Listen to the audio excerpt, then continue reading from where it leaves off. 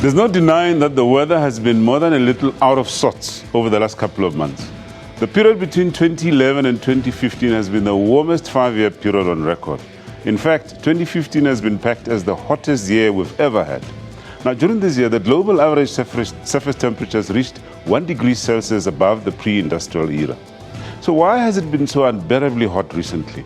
And why has there been successive heat waves? Well, we're told that there are pre-probable culprits, as they call them: regular climate dynamics, a phenomenon called El Nino, and global warming. Now, as to which one of these is the dominant cause is a matter of scientific climate research. The disturbing reality, though, is that these nasty heat waves are expected to continue into 2016 and beyond. So today we reflect on the causes behind these heat waves and the effect this has on our health. Our expert panel will help us navigate through this topic and, most importantly, leave us with practical tips on how to deal with the heat wave. So sit back, relax, and learn from this exciting show ahead. As always, you can be part of the show with your questions or views. Call Johannesburg 714-6843, 6847, or 6857. Or simply interact with us on our Facebook page, SABC Health Talk, and on Twitter at SABC Health Talk. I'm Dr. Silamut Daung, and this is Health Talk.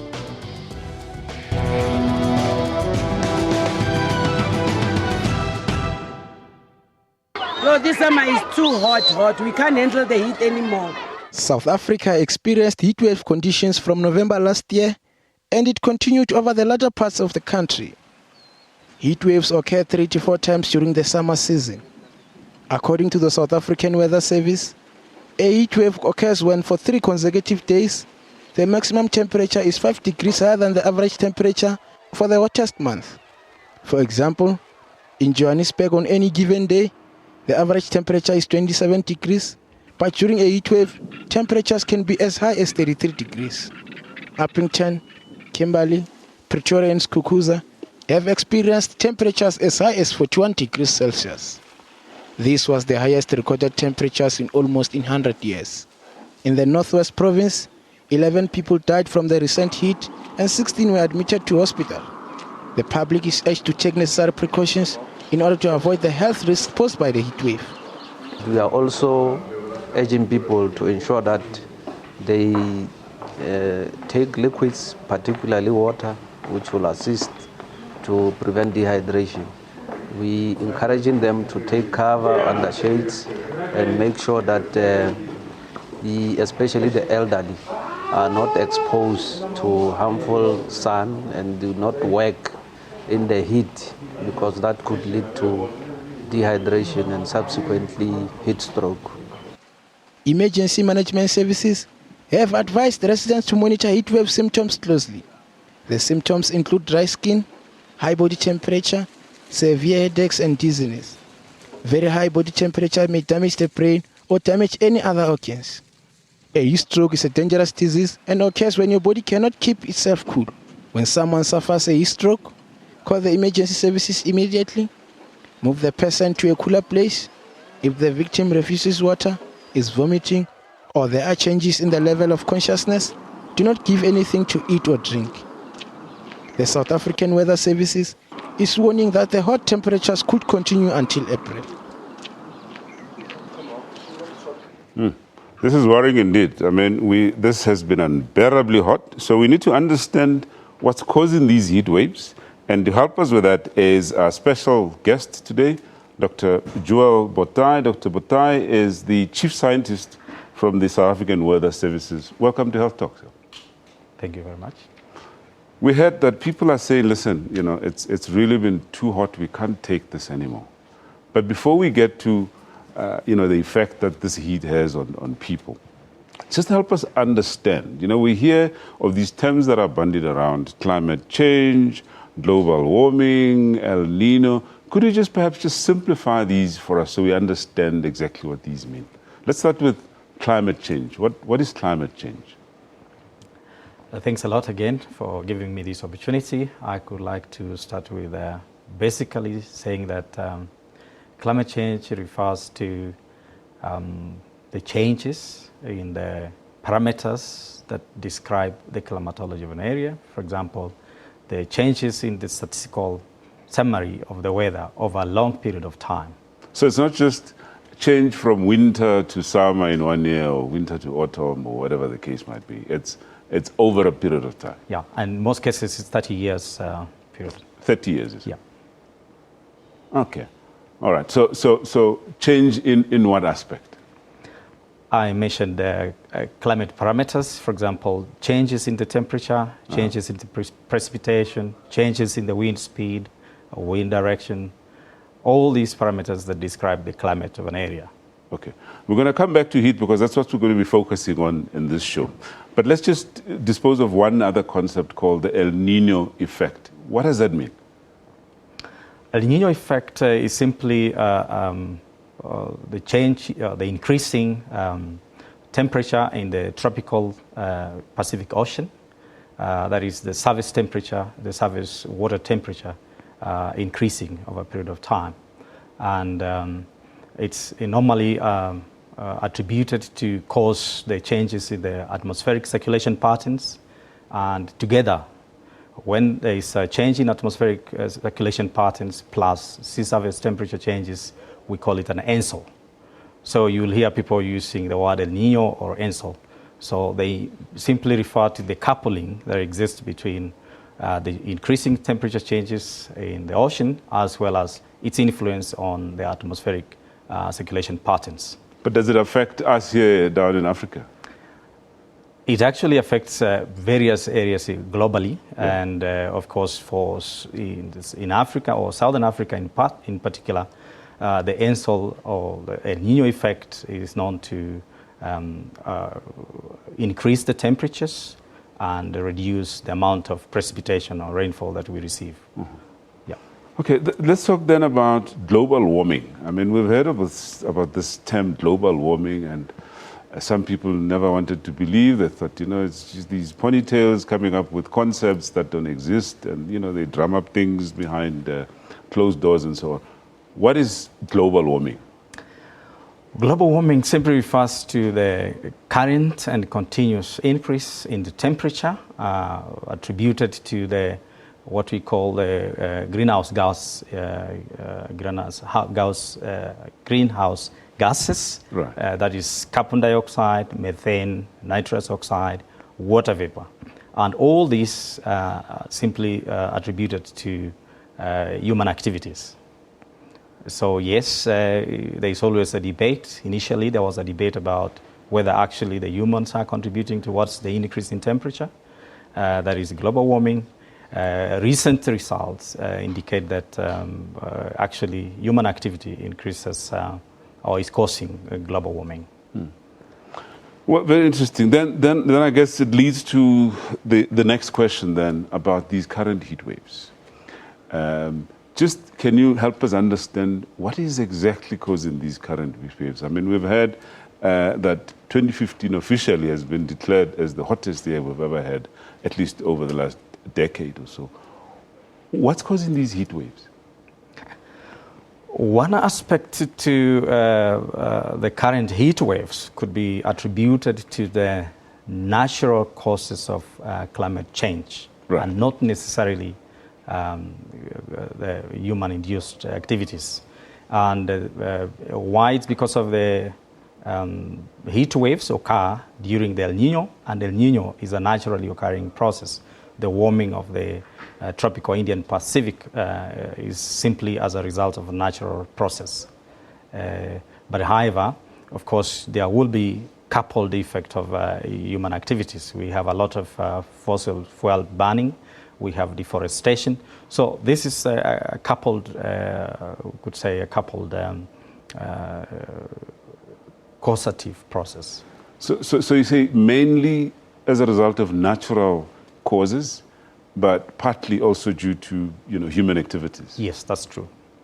Now, is it likely to carry on? Because nobody wants to experience what we've experienced last year. You guys from the Weather Service actually say that 2016 we might actually experience this. Yes, currently the El Nino effect is actually at its peak. We anticipate that in the next 2 months it's going to reach its optimal level and then start subsiding. So there are chances that we might have heat waves going into the next 1 month or 2 months. But of course, with the intermittent rain, we expect this to a little bit neutralize the effects a little bit. We're going to come back to the environment, but just the one concept. I mean, why does it seem like it's cyclical, as it were? You don't experience a uniform just rise in temperature over the years. You get these cyclical heat waves. Why is that? This could be attributed to what we call the feedback system or feedback processes. The climate system undergoes complex feedback processes, and if you combine a number of causative agents,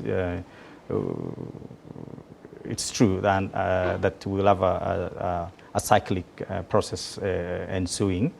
But I could say that there are other teleconnection patterns involved.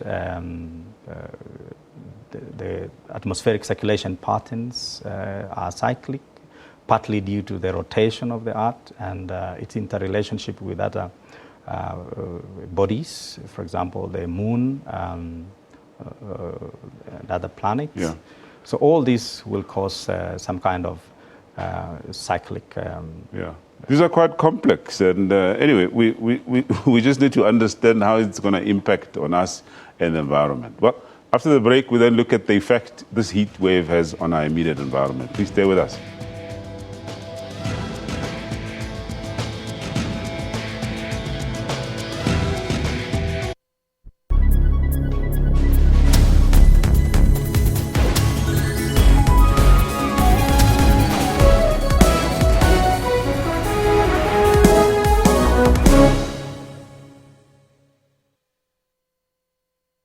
Mancosa, Southern Africa's leading distance learning institution, accredited, affordable and accessible management education programs, higher certificates, diplomas, undergraduate and postgraduate degrees. Register at Mancosa and be part of Southern Africa's leading private business school. Visit our website mancosa.co.za.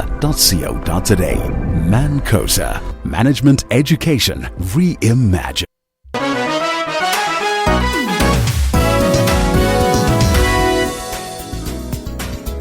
Your World makes it its business every evening to round up the leading local stories and international news to keep you informed all the time.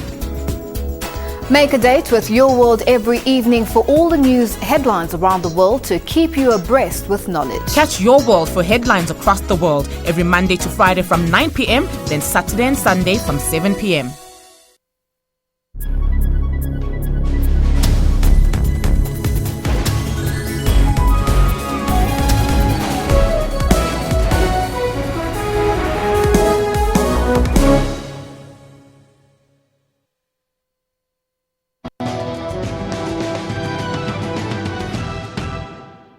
South Africa has been experiencing a gradual and steady change in climate over the past 6 decades.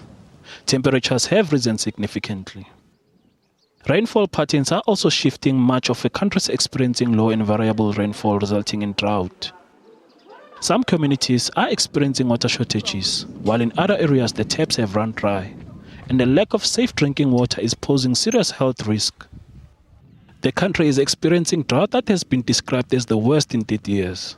Drought affects the environment in many different ways. Plants and animals, just like people, also depend on water. Grain SA is reporting major drops in food and crops production since February 2015. The drought has severely affected the 2014 to 2015 harvest. Farmers have produced less crops such as maize, sunflower, soya beans, and dry beans. Farmers are unable to supply local demand of maize to 10 million people. They had to import millions of tons of maize due to the severe drought. KwaZulu-Natal has experienced the driest year for over 100 years. Figures have shown that 40,000 head of cattle have perished as a result of the drought. Have decreased dramatically. In some areas, there is still no water at all, and farmers have been forced to buy water from stores to give to their livestock. The extent of the damage is estimated above 400 million rand since the crisis hit in last year.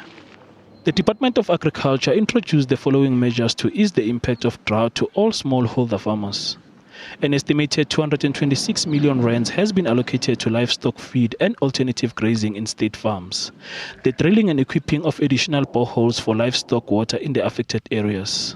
Monitor the food prices through the Food Price Monitoring Committee Council to inform appropriate measures to maintain food security. We've assisted with funding to buy animal feed. We've assisted with funding in building boreholes for irrigation. In terms of commercial farmers, we've spoken to Land Bank as well as the ITC to consider schemes that will give assistance to commercial farmers, such as soft loans, to assist them through this problem that we are all facing. The Department of Rural Development and Land Reform has put in place plans to relocate livestock from worst-affected regions to state-owned land, where there's still better pasture, hoping to ease the problem. It's obviously a matter of huge concern when harsh weather conditions impact negatively on our ability to provide basic food and water for humankind. Now let's get a deeper understanding on, just the impact that this heat wave has on our immediate environment. We still have Dr. Joel Botai, Chief Scientist from the South African Weather Services, and we're now joined by Professor Angela Mathieu, who is Director of the South African Medical Research Council, the Health and Research Unit. Welcome to Health Talk, Prof. Mathieu. I'll come back to you just now, but I just want to pick up on what we've just seen now, the drought, Dr. Botai. Can you perhaps just link up the two now, the heat and what we've discussed about global warming and the drought? Is it a consequence? Are they related?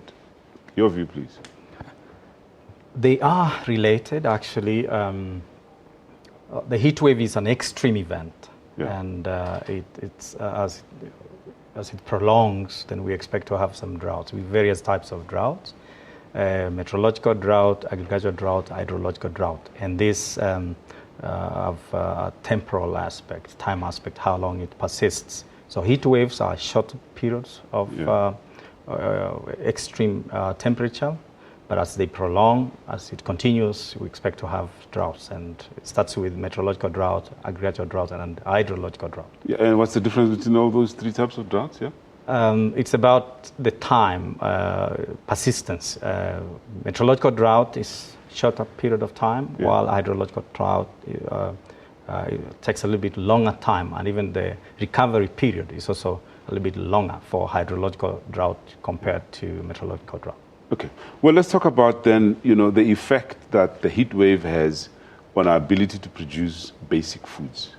I mean, related to this drought issue, we hear about, the drastic effect that it has, in fact, in terms of, crop production.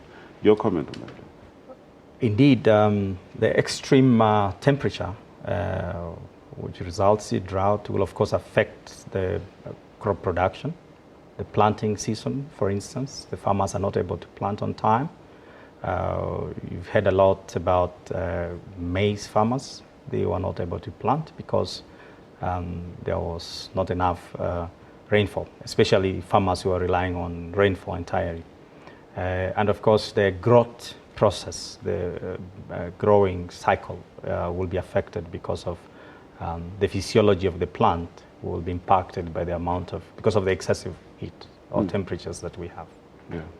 I mean, related to this is the whole notion of shortages of water.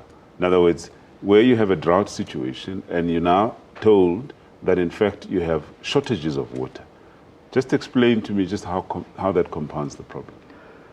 That is a serious societal effect of drought. Of course, during excessive heat waves, there is a lot of demand for water, both by us, household, industry will also demand a lot, crops will need a lot of water. And the reservoirs, we've been monitoring the water levels, and we see that during this heat wave period, the water levels have gone down. But of course... In the dams? Yes, in the dams, yes. Now, there's this concept we hear of the sea levels rising. sounds a bit, contradictory, isn't it so? How does that happen? In fact, that's what we call a positive feedback to climate change. When there's too much heat, you expect to have expansion. The water expands, and you expect to have a lot of, as it expands, of course, there's a rise in the sea level. But also, when you have a lot of, when there's temperature increase, especially due to global warming, you expect the glaciers to melt. Ice caps, of course, they extend to reduce, and as they melt, this goes back to the water masses and will lead to rise in sea levels. Right. And this has an effect to those who are living in the shorelines. And also the life in the oceans will be affected. Interesting. Prof. Mathia, most of the people affected by heat are supposed to be poor and the impoverished. Now, how does this extreme heat affect basic conditions of living?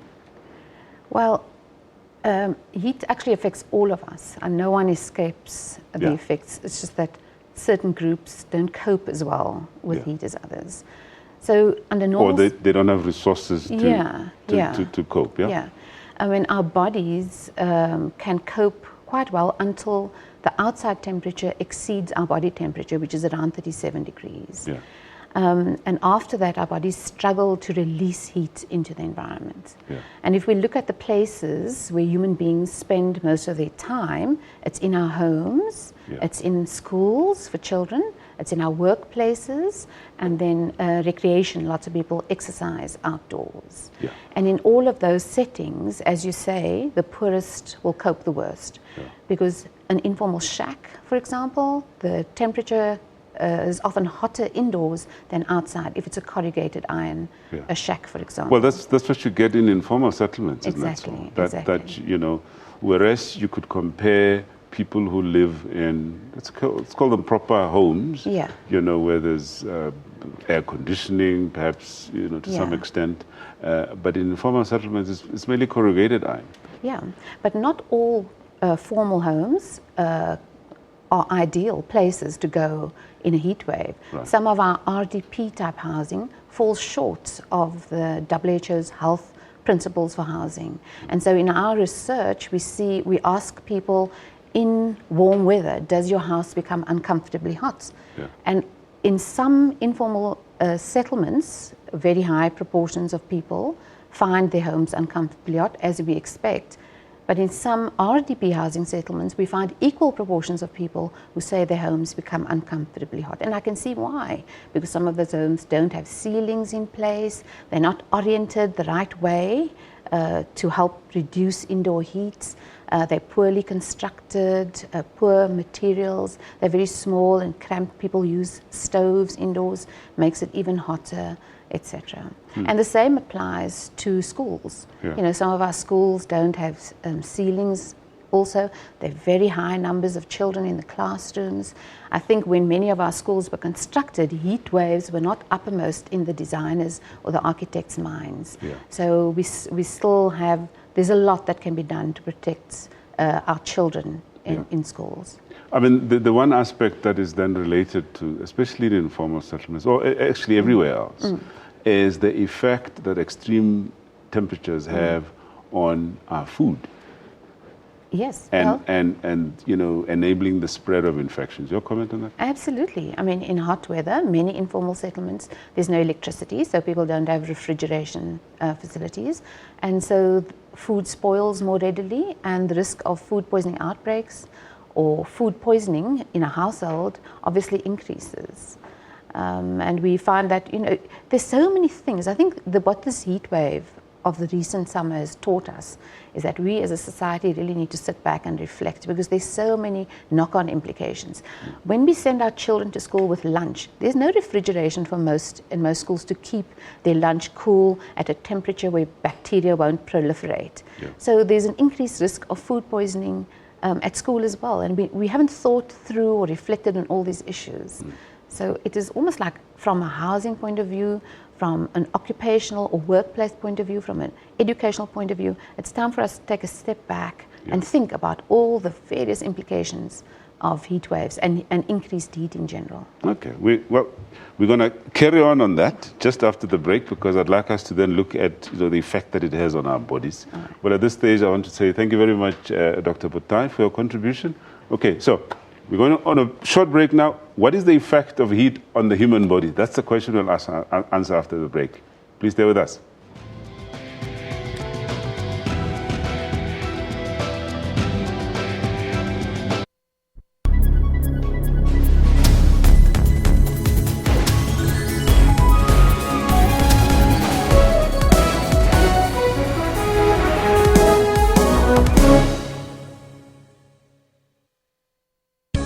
As stories are broken around the world, SABC makes sure you do not miss out. As the stories unfold throughout the day, News at 8 updates all newsworthy stories worldwide. Globally, we are there. Locally, we leave no story untold.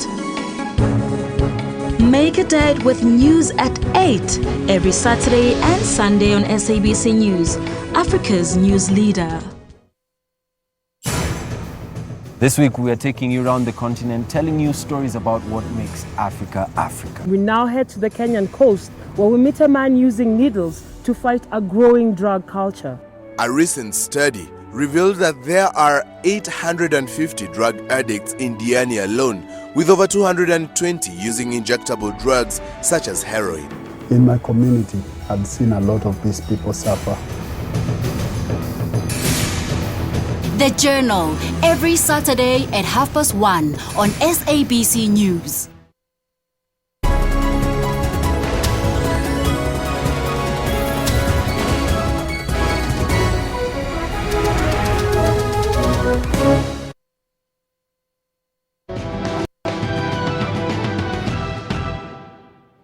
Welcome back to Health Talk. Now, having understood the effect that the heat wave has on our environment, let's now focus on what effect this has now on our bodies. We still have Professor Angela Mathieu, Director of the SAMRC Environmental Health Research Unit, and are now joined by another special guest, Dr. Phatocele Zondi, who's a sports physician and lecturer at the University of Pretoria. And I might just add that Dr. Phatocele Zondi is the first black president of the South African Sports Medicine Association. Welcome to Health Talk and congratulations. Thank you for having me on your show. All right. Well, we've been talking about heat and the environment and so on, and let's get closer home now. How does this affect our bodies? And I'd like us to perhaps start by defining vulnerable groups. To say, as society, there are those that will be a little more vulnerable than the others. Perhaps let's start with you, Prof. Mathieu. Yeah. So first and foremost, as you mentioned in your insert, it's the elderly. Yeah. Wherever we've seen heat waves, the mortality rate amongst the elderly is highest. And amongst the elderly, those most vulnerable are elderly people who live alone. Right. Because they often don't recognize that they're moving through the symptoms of heat exposure and heat stroke. So it's very important for us as a society to take care of them, to check in on them regularly during hot weather. I'd imagine especially those that are not that mobile and live in informal settlements where the conditions aren't that great either. Absolutely.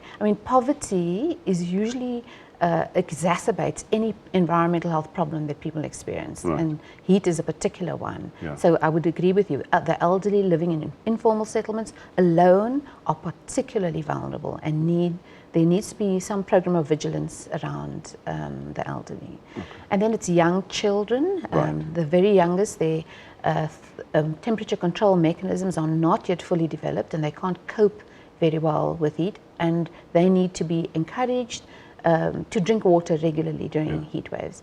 Then in occupational settings, especially people like road construction workers who work in the full exposure of the sun, right. They are vulnerable. And then also sports people who sometimes unwisely exercise strenuously in the middle of the day. Talk about sports people. The expert is here. Are sports people more vulnerable than other members of society? Well, absolutely. As the good prof has already said, because of the demands of the occupation, so often they train in extreme heat. Right. and the time in which they train will then be unideal in terms of the time of highest exposure. Right. And obviously the intensity at which they train also puts them at risk. Right. We're going to come back to what they can do to protect themselves. But perhaps before we do that, let's just go through what actually is possible that can happen to someone that is exposed to extreme heat. Sure. So perhaps a good place to start is saying, what heat does to the body. Right. And really, the body under normal circumstances is very well equipped to cope with slight changes or changes in temperature. So what would happen is the body would sense that there's an increase in temperature. It would divert blood towards the skin for cooling. When the blood gets to the skin, you'd start sweating, and the heat is absorbed in the sweat. As you sweat and the sweat evaporates, it cools the skin, and that blood that's circulating just under the skin also cools down. Right. So under normal circumstances, this is enough to keep the body within, the temperatures that it functions ideally. Yeah. In One extreme aspect, cases, talk about sweating, Sure. sorry to interrupt you. One aspect that we haven't covered is the effect of humidity. Now, talking about the sweating. Absolutely. Can you just comment on the effect that humidity has on our ability to sweat? So as I've said, sweating is the main mechanism by which the body lowers the temperature. Right. And sweating is prohibited by humidity. Right. So in humid environments, we sweat a lot less and we lose our ability to sweat essentially. And this obviously compromises our ability to then cool the body down. This is why it's very important to, when you're taking temperatures, to take not only a dry bulb temperature, but also to take into consideration the amount of humidity, because this increases your risk. Yeah, yeah. Well, talk about dry bulb, wet bulb. What is the significance? I mean, we hear that in certain sports events, it's important to measure the wet bulb globe temperature. Just comment on that, please. Put very simplistically, the wet bulb temperature takes into account your sort of ambient temperature, but it also takes into account your relative humidity. And as I've said, your humidity compromises or affects your ability to sweat and therefore to lose heat. Okay. So in sporting environments specifically, what we do is you'll have a chief medical officer, and it's their prerogative really to make sure that in cases of high temperatures, that they monitor this wet bulb temperature, because above a certain temperature, and it varies depending on your risk profile of athletes participating, but above a certain temperature, you would then need to call off the event for health reasons. All right. Let's then look at the spectrum of so-called heat illnesses, or the so-called spectrum of heat illnesses. What actually then happens to the body? So as you said, it's a spectrum. So it starts from the less severe to the more severe cases. In the less severe cases, it would be an example of illnesses would be heat cramps, for example, or even heat syncope, so when people faint in response to heat. In the more extreme cases, that would be examples of heat exhaustion and heat stroke. So your symptoms really would then range depending on the severity of illness. Early on, you might be tired, you might complain of thirst, you might start to feel a little bit nauseous, for example. Those would be sort of your very early warning signs. And then as you either ignore your symptoms, or as the heat progresses, or your exposure to the heat increases, then you would start to, increase your core temperature, your heart rate would start to go up, you'd start to sweat a lot more until eventually you'd stop sweating. And then, very importantly, you'd start to change your level of consciousness. And this is really when it becomes very dangerous and when you're really starting to head towards a medical emergency. Okay. We say that it's a spectrum. Obviously, there's a time attached to all of this. Is there a difference in terms of, difference, in other words, an older person versus a baby? Okay. Is there a difference in how quickly these changes take place to drive, from the mild to the more severe? I think perhaps one should look at it as there's a difference in when these might be picked up. So as Prof has alluded to, older people have difficulty sensing that they are going through these symptoms. Whereas younger people and younger children who are also at risk, for instance, they absorb more heat, they produce more heat at a given workload, and they are more inefficient at losing heat. So, and let me point out that in the younger populations as well, they then depend on other people to cool them down, which puts them at further risk. So even if they realized that they were hot, they are helpless, and they would depend on adults to either make them stop and take a break, or to give them something cool to drink, or to remove their clothes so that they can cool down. I'm here talking about specifically infants, for example. Do we have figures on these, the ill effects of, heat in our society? We just heard, recently in the news that 16 people actually are reported to have died from the current heat wave.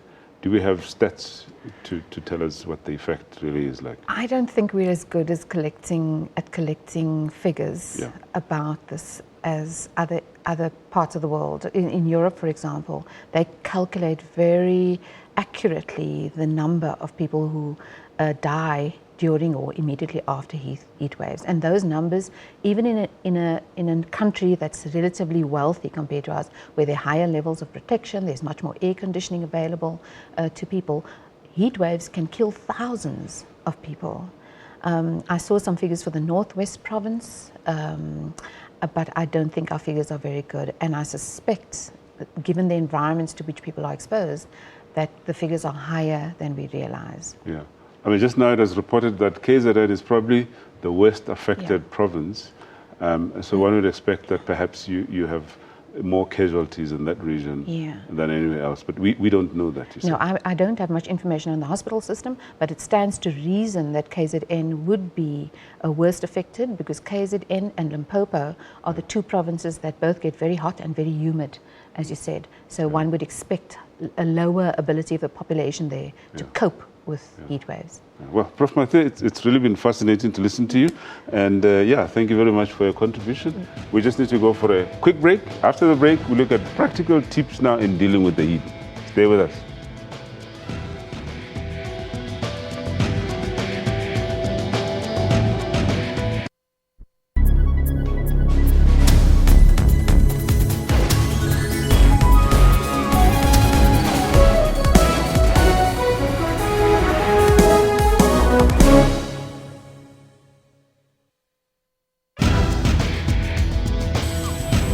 Technology isn't all scary. There's also fun stuff like gaming. Lots of women do play games, whether it's on their phones or their tablets. Then there are Africans who are using new tools to make other people's lives much easier. We typed the whole CV on a small, QWERTY Nokia phone. For all these and other technology and social media news, join me, Spumelele Zondi, every Sunday at 7:30 p.m. Central African Time on SABC News.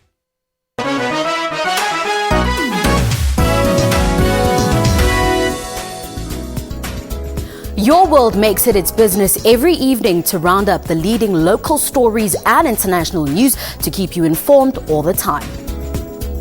Make a date with Your World every evening for all the news headlines around the world to keep you abreast with knowledge. Catch Your World for headlines across the world every Monday to Friday from 9 p.m, then Saturday and Sunday from 7 p.m.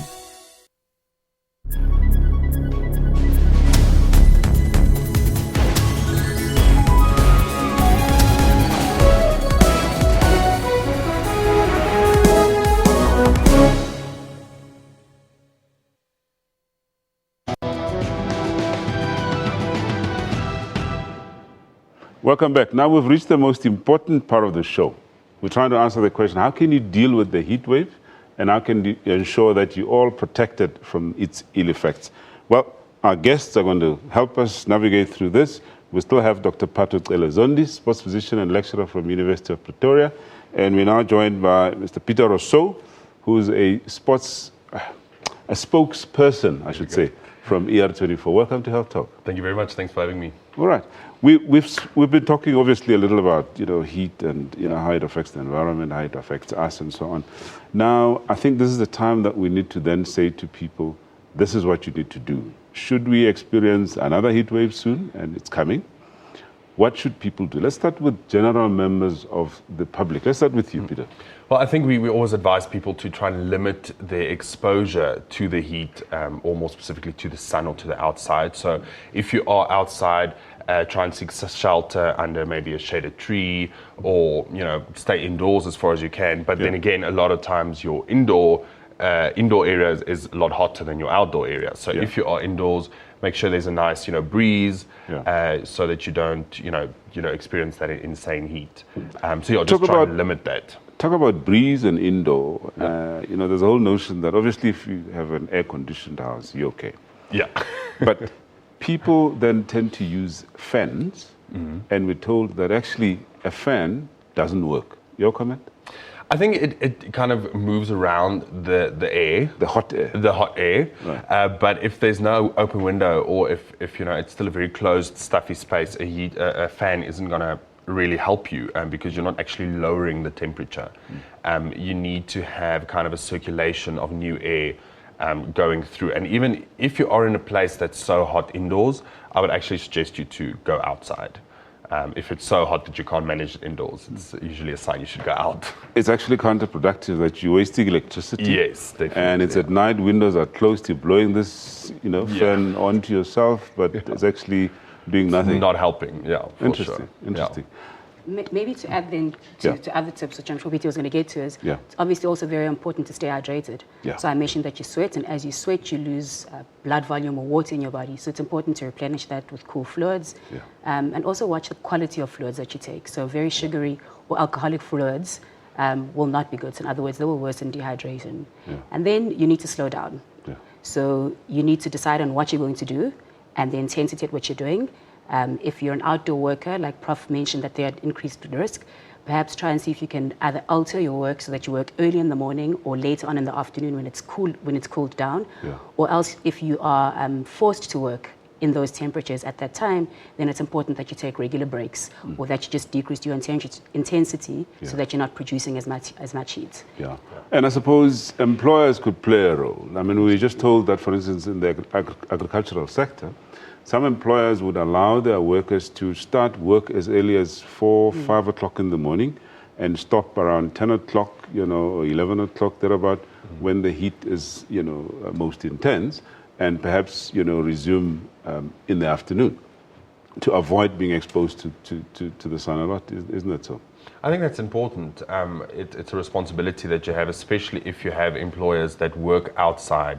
And I mean, there's a lot of industries that you can't help but work outside. So I think it's very important for employers to make sure that their employees aren't exposed to heat unnecessarily. And especially most of the outside work is usually very high intense kind of physical work, which is just going to add to extra kind of strain on your body. So I think it's very important to make sure that you look into that. Okay. Dr. Zondi, I know we touched on some signs and symptoms and so on, but very quickly, what are those signs and symptoms to look out for that would indicate that someone needs to do something, either get withdrawn or seek medical help? Sure. So the first sign is always thirst. Thirst is a sign that already your body started to be dehydrated, and that's a very early sign that most people will be able to sort of pay attention to and then act on. That doesn't warrant any serious medical attention. But the minute that you start to feel slightly nauseous, that you start to feel dizzy, that's a sign that you need to stop what you're doing, get out of the sun, get into a cool area, slow down your intensity, get hydrated, cool down. Oftentimes that might be enough to basically resolve the symptoms and steady your body, if I can put it that way. But however, if it's not, or if you were to be exposed for longer periods of time, then as I said, the neurological signs really are the ones that are important. So in other words, an altered level of consciousness, one might faint, one might start not to be sort of lucid or lose consciousness. In terms of heat stroke, by definition, heat stroke needs to be measured. So in other words, you need to have a core temperature, and that's a rectal temperature of over 40 degrees. Yeah, but Peter, somebody who's had a heat stroke won't know that now I have a heat stroke. It'll be those people around. Absolutely. Okay, what should people do in those instances? In other words, those people that observe that, there's danger looming here or already, somebody's in stroke. What should people do? Well, I would like to start with what you shouldn't do. I think a lot of people, the first thing they think about is let's get this person as cold as you possibly can. So they try and put the person into a bath of ice cold water, which you shouldn't do. You should kind of lower the temperature gradually. Because if you put a person, that shock on your body, she just said if your core temperature is 40 degrees and you plunge someone into, maybe cold water of 10 degrees, the shock on your body is just too much. So kind of lower the temperature gradually. Obviously phone for medical assistance as soon as you can. But you can use cold towels, damp towels, or even damp sheets, bedding, maybe a spritz bottle if you have one of those, with a fan, just to kind of lower the temperature very gradually. I think that's the important thing. Let's come to sports events. There's a whole, I was asked the question the other day, should football, for instance, be played when temperatures are too high? But there are instances where it's unavoidable. You know, sports has to, carry on even under such conditions. And what's your advice then to sports people and sports administrators, by the way? Absolutely. So there's steps that the administrators themselves can take, and there's steps that must be taken by the athletes and the team doctor. So from an administrator point of view, it's important to regularly monitor the temperatures, as I've said, and the wet bulb temperature, and obviously call the event above a certain temperature that's predetermined. From an athlete point of view, one would then advise that, as we said, that they take regular breaks, so they might have to put stoppages in the game. In soccer, for instance, 20 minutes into the game, they stop and give water breaks. That there's cool water available, that in the breaks, as Peter said, that you might have access to ice-cold towels or damp towels that they can cool with. And obviously, if it's not a competition and it's just training, you might want to alter the times at which you train and the intensity at which you train. But also there's a notion that if you train in hot weather, you stand a chance of actually improving your performance. Well, absolutely. So perhaps just very quickly, leading up to the World Cup that might happen in Qatar, a lot of teams might choose to acclimatize, which is what you're talking about. Right. And typically, this is a system that is used, a process that's used to help the body adapt to high temperatures over a period of time. Oftentimes, we say 7 to 10 days or about 2 weeks for full acclimatization to occur. And really, what will happen, very briefly, is that the body will adapt by earlier onset of sweating, more sweating, and more dilute sweating, very, very, very simply put. And all of this basically increases the efficiency at which we cool down in hot temperatures. All right. I believe we have some tweets that have just come through. The first one is from Begi Kalogotwayo. And he says that I am from Manava in Mhlabuyalingana in KZN. All the gardens are dry, no veggies, no mealies at all. It's quite severe, isn't it? Now, Bridget Crawford says, get water to people out in drought areas. No person should be thirsty in South Africa. Dinagupi says, heat is affected environment farmers market is not cropping and it's make us starving. I mean, all these are worrying effects. These are real. This is what people are feeling. Well, it looks like we've come to the end of our show, and that's all the time we've had. Dr. Patotele, lecturer and sports physician at the University of Pretoria, thank you very much for your contribution. Thank you. And of course, Peter Rousseau, spokesperson from ER24. Thank you very much for your contribution. Let's hope that people have gotten the message and will stay well hydrated and protect themselves from the sun. Well, folks, it's on that note that we come to the end of our show today. Join us again next week on SABC News, and remember to please share your views and comments with us via our Facebook page, SABC Health Talk, and follow us on Twitter at SABC Health Talk. Remember that you can watch repeats of this show at 2 p.m. today and next Tuesday at 5 a.m. Or simply go to the YouTube link to get all our previous shows. I'm Dr. Salam Mutown. Thank you so much for watching, and please take care.